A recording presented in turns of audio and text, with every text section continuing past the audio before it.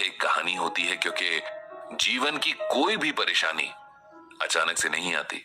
उसके पीछे सालों से एक भूमिका बन रही होती है। हमारे फैसले, हमारी इच्छाएं और हमारा व्यवहार सब मिलकर आने वाले कल की इबारत लिखते हैं। इसीलिए अगर आज की किसी परेशानी का हल तलाशना है, तब पुराने दिनों के पन्ने पलटने जरूरी हो जाते हैं। ऐसी ही एक किताब के पन्ने पलटने जा रहे हैं पंडित जी, ताकि उसकी मदद से किसी की परेशानी का हल गीता के पन्नों में तलाश सके। पंडित जी के पास जो समस्या सवाल बनकर आई है, वो कहीं बाहर से नहीं है, उनके खुद के घर से, उनकी जान से ज्यादा प्यारी छोटी बहन उर्मिला के घर से आई है। हालांकि समस्या उर्मिला की बहू दिव्या ने उन्हें कल शाम फोन पर बताई है, लेकिन पंडित जी वो ये जानते हैं कि अगर उन्होंने इसका हल ना निकाला तो उनकी बहन की जिंदगी भर की मेहनत बेकार हो जाएगी। जिस सपने के पीछे उसने अपना जीवन होम कर दिया, वो बिखर जाएगा। ये सोचते हुए पंडित जी की आंखों के आगे अपनी बहन का पूरा जीवन तैर गया। 3 भाइयों की इकलौती बहन थी उर्मिला, सबसे छोटी भी थी, इसीलिए माँ बाप के साथ भाइयों की भी लाडली थी।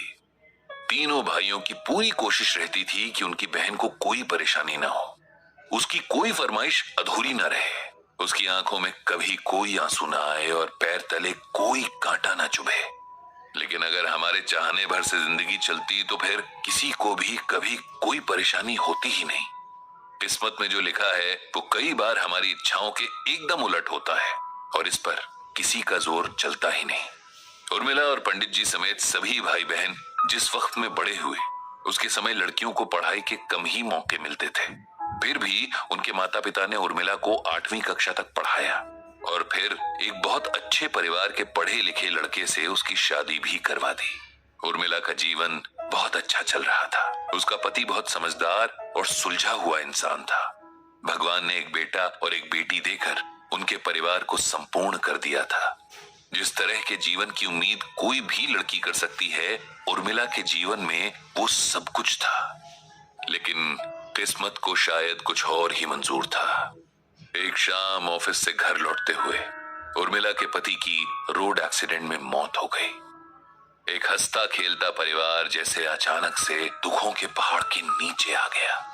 उर्मिला खुद इस सदमे से उबर नहीं पा रही थी तो बच्चों को क्या संभालती। किसी तरह बहुत समझाने बुझाने के बाद, बहुत लंबे वक्त के बाद उर्मिला थोड़ा सामान्य हुई। अब उसके आगे एक लंबी जिंदगी थी जिसे उसे अकेले काटना था। साथ ही दोनों बच्चों का भविष्य भी देखना था।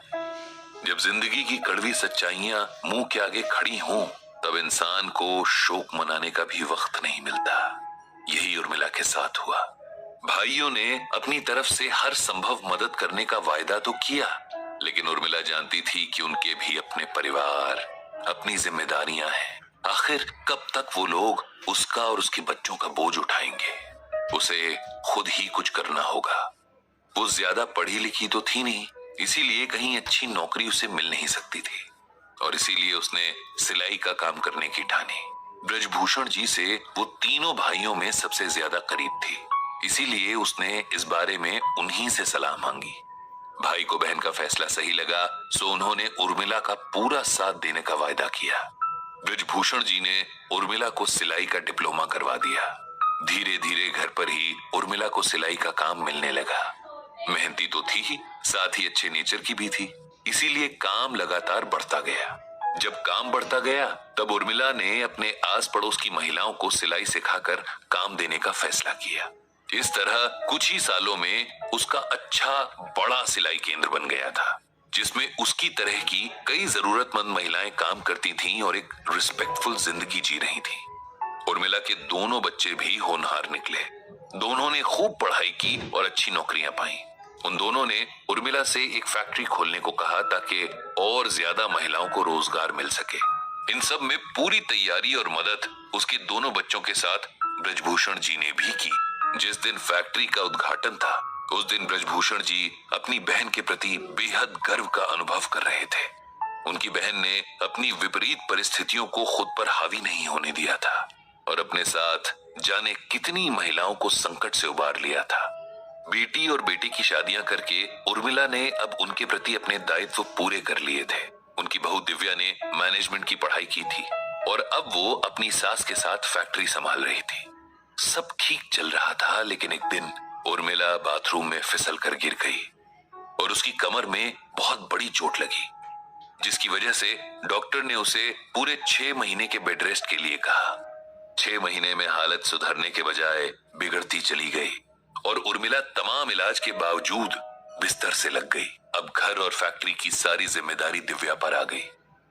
उसने कोशिश तो पूरी की, लेकिन उर्मिला के फैक्ट्री न जाने से वहां के कर्मचारियों के बीच कई तरह की समस्याएं आने लगी।